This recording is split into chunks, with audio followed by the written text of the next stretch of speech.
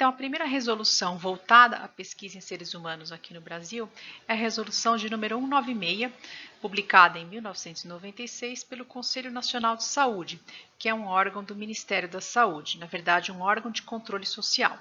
Através dessa resolução, cria-se então a Comissão Nacional de Ética em Pesquisa, que é a CONEP, e os CEPs, que são os Comitês de Ética em Pesquisa, espalhados pelo país para avaliar as pesquisas localmente.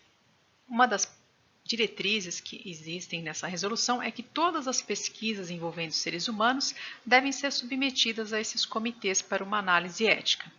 As pesquisas com o ser humano são aquelas que o envolvem diretamente, através de entrevistas ou intervenções nele, introdução de medicamentos, realização de cirurgias, ou ainda aquelas que envolvem de forma indireta, utilizando material biológico extraído dele, seja sangue, alguma secreção, algum material de biópsia, ou até mesmo informações desse ser humano, informações extraídas do seu prontuário ou de outros documentos obtidos durante o atendimento, durante a prestação de assistência a essa pessoa.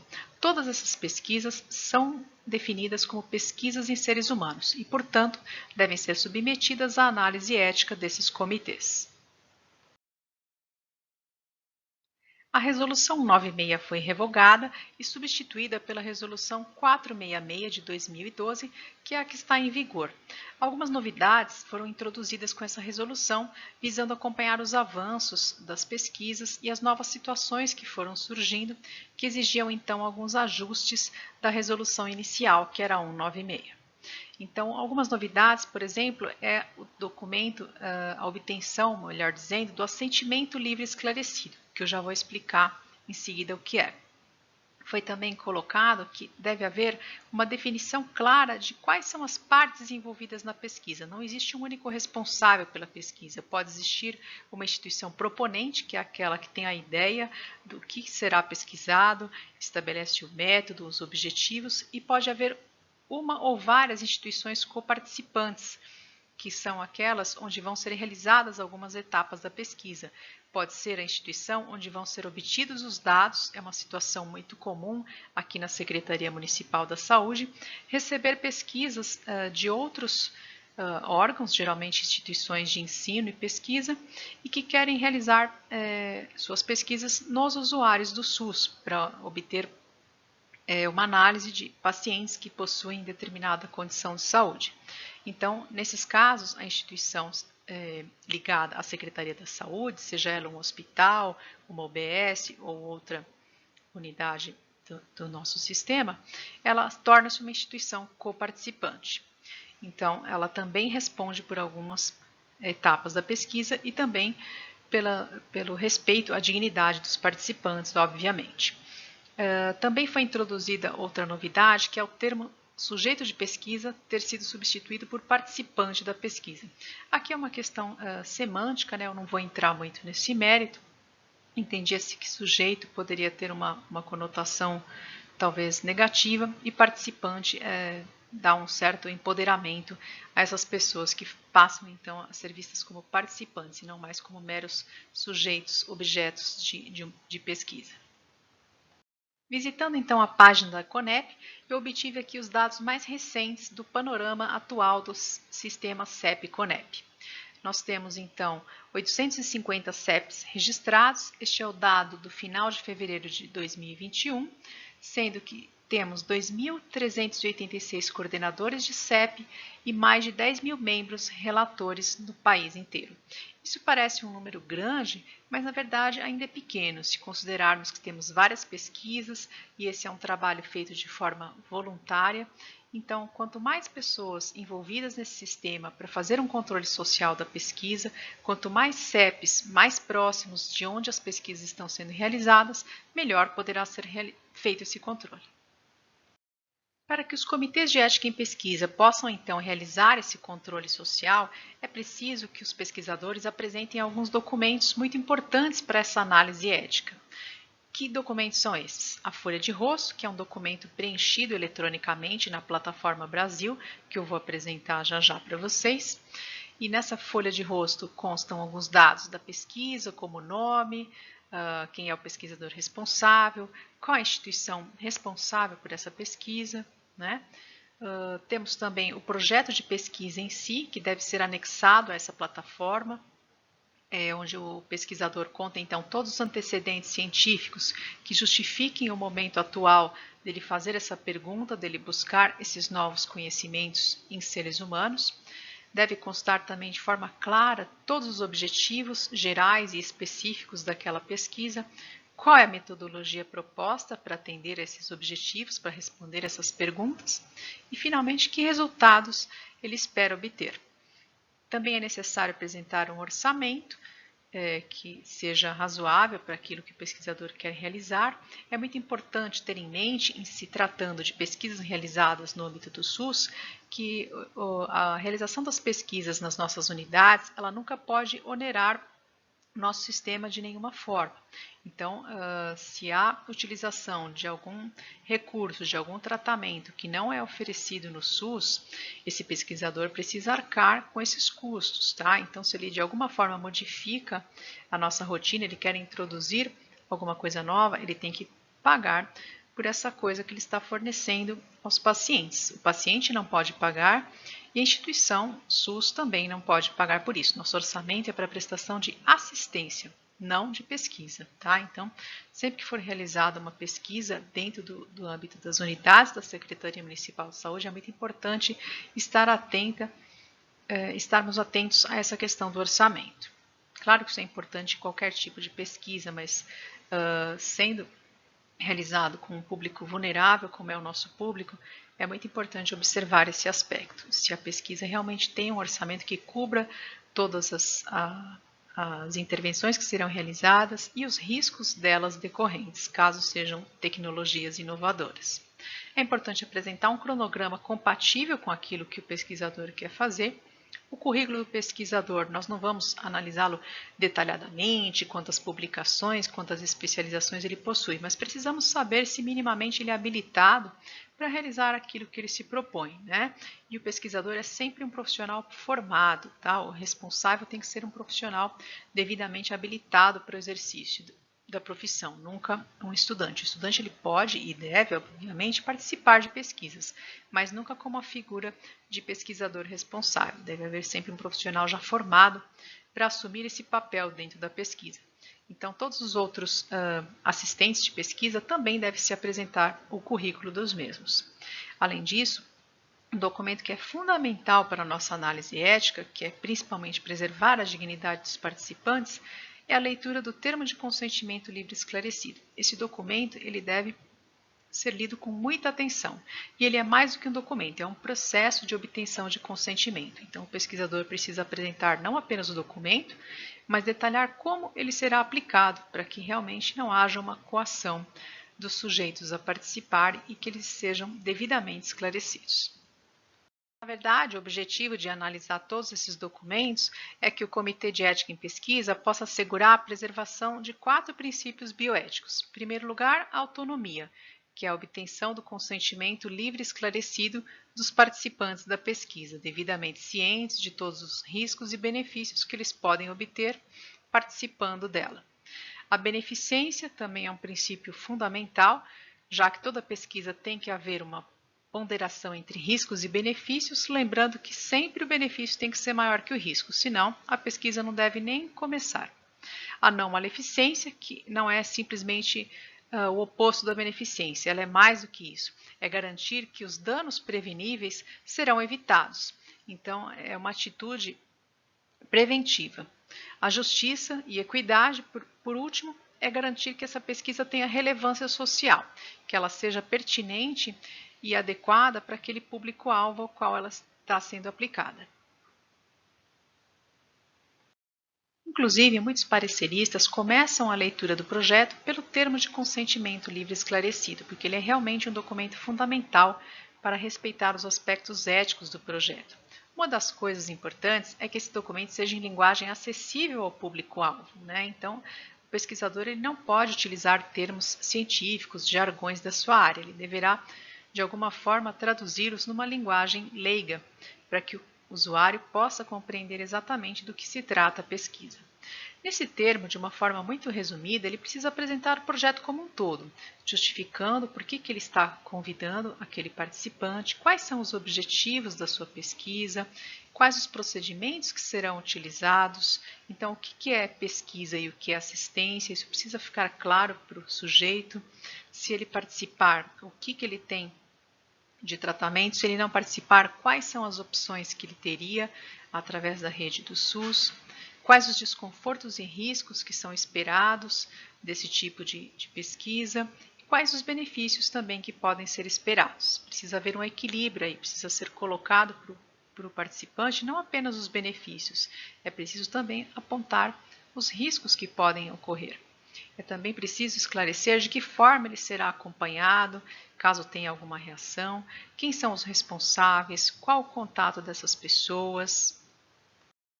Além disso, no termo de consentimento devem constar algumas garantias importantes para o participante, elas devem estar expressas no termo. Então é preciso garantir a ele que ele tenha esclarecimentos antes e durante o curso da pesquisa. É preciso também garantir o direito de recusa inócua, que é a liberdade dele desistir ou não querer participar em qualquer momento da pesquisa, ele poder desistir. Isso sem que lhe seja aplicado nenhum tipo de penalidade, sem que haja nenhum prejuízo à assistência que lhe é prestada nas unidades. É preciso assegurar também o sigilo e a privacidade dessas pessoas que participam da pesquisa, que sua identidade não seja revelada quando os resultados forem publicados. É preciso também constar quais são as formas de ressarcimento de eventuais despesas que ele possa ter com refeição e transporte, por exemplo. Não é permitido aqui no Brasil que o participante receba para participar da pesquisa, mas é razoável que ele obtenha o ressarcimento de gastos que ele tiver pelo seu deslocamento, pela perda de dia de trabalho para participar daquela pesquisa. O termo de consentimento deve prever também quais são as formas de indenização em caso de danos. Então, além do termo de consentimento, que é mais conhecido pela sigla TCLE, que já era um documento exigido na época da Resolução 96 e continua sendo exigido na 466, nós temos uma nova exigência, que é o termo de assentimento. Esse termo de assentimento, na verdade, ele serve para proteger as pessoas mais vulneráveis, aquelas que podem não ter uma compreensão plena dos riscos e benefícios da pesquisa, mas que mesmo assim elas devem ser envolvidas, elas devem receber informações dentro da sua capacidade de entendimento para avaliar se elas querem ou não participar dessa pesquisa. Isso deve ser aplicado juntamente com a figura de um responsável legal, que deverá defender os interesses do participante e já que ele não tem autonomia plena para decidir. Isso inclui os estudos com crianças, com adolescentes, com portadores de doenças ou perturbações mentais e pacientes em coma. No caso de pacientes em morte encefálica, também é necessária a figura do responsável legal. Nesses casos, o responsável legal é quem assina o TCLE. E quando a pessoa vulnerável tem condições de compreender a pesquisa dentro dos seus limites, ela deve também receber esse termo de assentimento, para que ela possa também participar dessa decisão, se ela quer ou não fazer parte dessa pesquisa. Todas as pesquisas em seres humanos conduzidas aqui no Brasil, elas devem obrigatoriamente ser registradas na plataforma Brasil, cujo link eu apresento aqui para vocês na tela.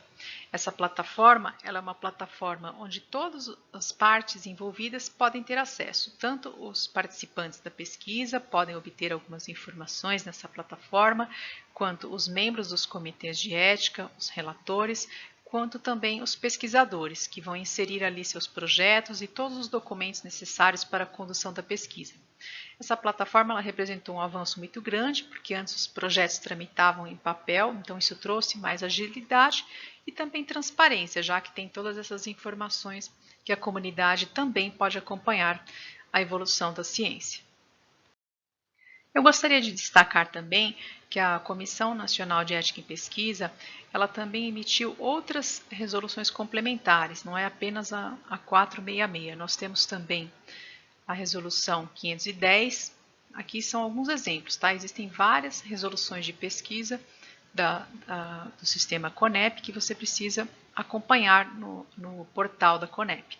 Mas aqui eu destaquei algumas que a gente utiliza com uma frequência um pouco maior, como a resolução 510, que é voltada especificamente para pesquisas em ciências humanas e sociais que possuem algumas peculiaridades, algumas diferenças em relação às pesquisas biomédicas. Então, existe uma resolução específica para analisar as questões éticas desse tipo de pesquisa. Temos também a resolução 441, que fala das pesquisas envolvendo armazenamento de material biológico humano ou ainda o uso de material que já estava armazenado em pesquisas anteriores, né? Como eu disse, as pesquisas que usam material humano, elas também são pesquisas em seres humanos, só que pesquisas de forma indireta. Então, elas também têm que respeitar algumas diretrizes éticas. Temos a resolução 251, que é dedicada às pesquisas com novos tratamentos, né, fármacos, medicamentos, vacinas e também testes diagnósticos, né? Temos a resolução 563, que diz respeito às pesquisas em pacientes com doenças raras, que também tem algumas questões específicas, principalmente no que se refere ao fornecimento dos medicamentos depois que for terminada essa pesquisa.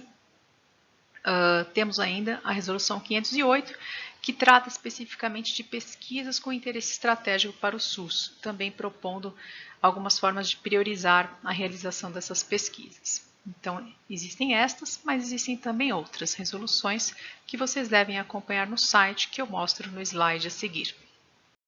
Então, esse aqui é o endereço do site, onde vocês podem obter todas as resoluções do Conselho Nacional de Saúde relacionadas à ética em pesquisa que estão vigentes no nosso país.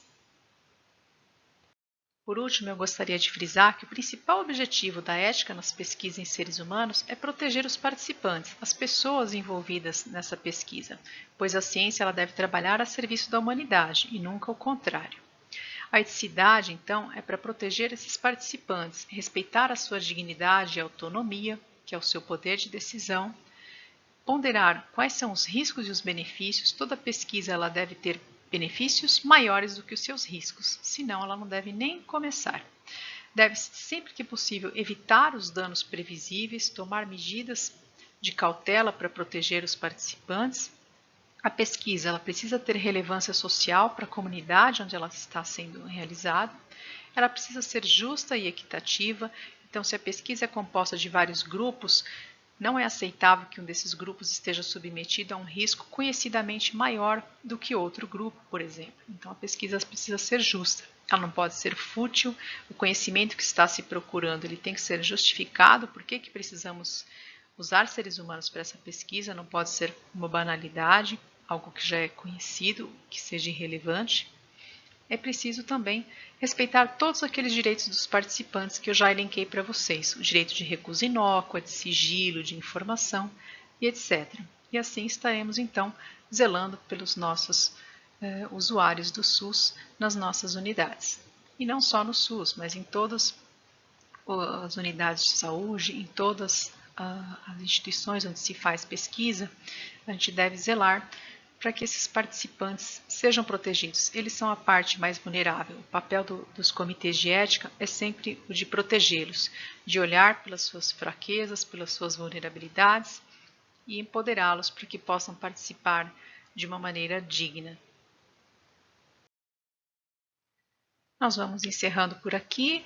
Deixo algumas referências que podem servir de base para vocês aprofundarem os estudos na área. Os links estão aqui indicados.